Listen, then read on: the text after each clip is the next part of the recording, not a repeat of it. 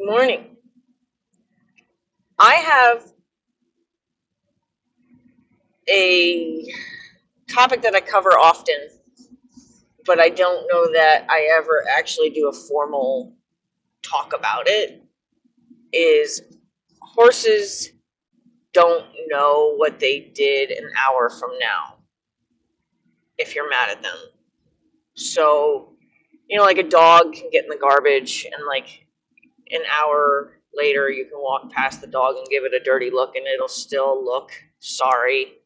So it'll still at least give off the impression it's familiar with why you might be angry. A horse doesn't remember what he did to be disciplined minutes, seconds after he's been corrected. So to, like, say, find broken fence and your frustration got the better of you because it happens all the time. So, for example, Teddy used to take down a lot of fence, and he just was destructive when it came to wood fence. And it would be tempting through your frustration of going out again and again and again to fix the fence to just go find that horse and show him what he did and tell him that he's bad for doing that. The only way you can effectively correct a horse is in the moment. It's really true about dogs too. Like, the only way you can effectively explain to a dog peeing on the floor is bad is catching them peeing on the floor. Showing it to them later, yep, that's my puddle, but they don't know what they're being disciplined for. Yeah, that's my puddle. You know what I mean? They don't, if they're caught peeing, now they understand. So my thing is holding a grudge. Like I always say, like when I'm working with a horse or when I'm working with a student and their horse and they have to get loud to be effective, they have to take up the energy to be effective, I always say, now don't hold a grudge. A lot of times I try to get people to get the dialogue in their mind of, now let's try this again. If you kind of take that dialogue, if you kind of say, even out loud, I say it out loud.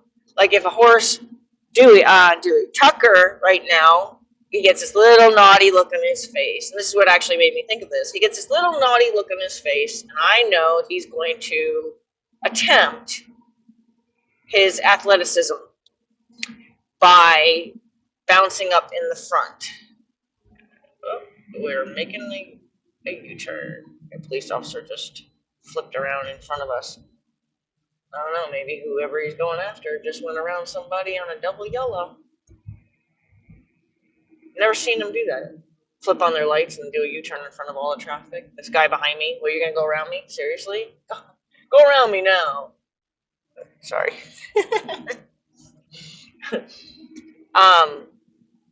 He'll get active and decide he's going to pop up in the front and see how well he dances with his front feet. And,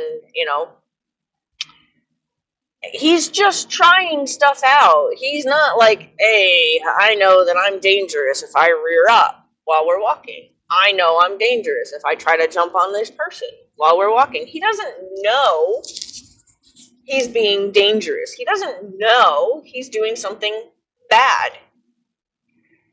But it needs to be addressed. So he'll be told with a downward pressure on his halter, where the pressure would be on the pole of his halter, the downward pressure, and then a very stern no, right? Very stern no. Oh, he got his man. Ooh, he was on a mission to get that guy.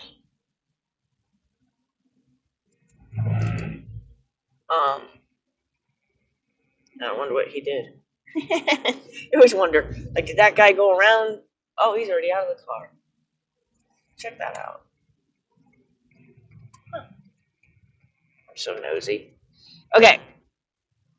So after that, no, and, the addressing of the moment, I then have that dialogue in my head. Sometimes I say it out loud, and I'm like, now let's try this again. So now let's walk on. right? Let's try this again. I don't be like, you're a bad horse. You don't do that. I don't get into any of that. I sternly address that moment, and then we try again. And then because you have to have that no grudge feel in your body and your energy, you just walk on like it never happened. And you have to do that with horses in order for them to find the right answer. So the right answer is, I'll leave you alone. You won't trigger any aggression from me when you walk nicely next to me. But I'm not going to hold aggression. I'm not going to hold correction ready for him to do it again, or continue to be mad at him for what he thought would be an interesting thing to try to do. It's just important that you understand that horses don't carry discipline with them.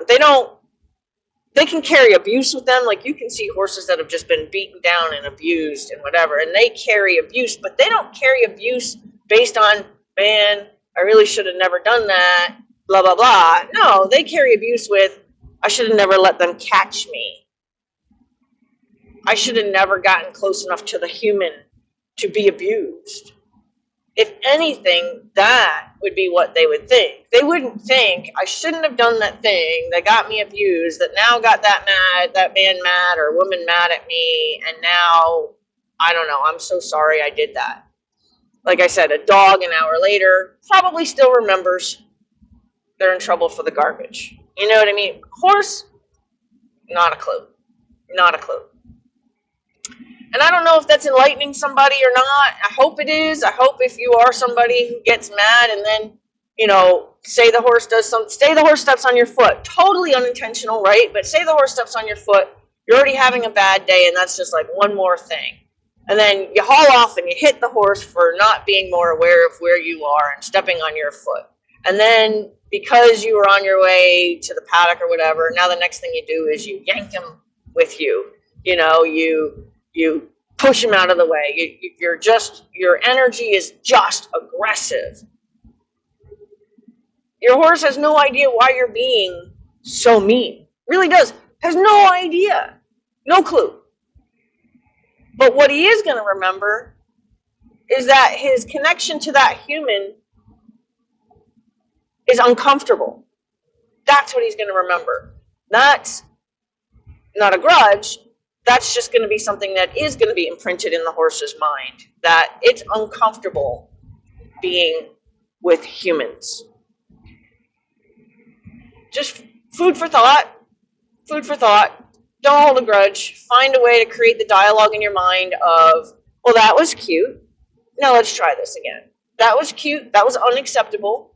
Like Tucker, this morning accidentally nibbled on my hand. He didn't bite me. He just he was going for the hose. My hand was where he went for the hose.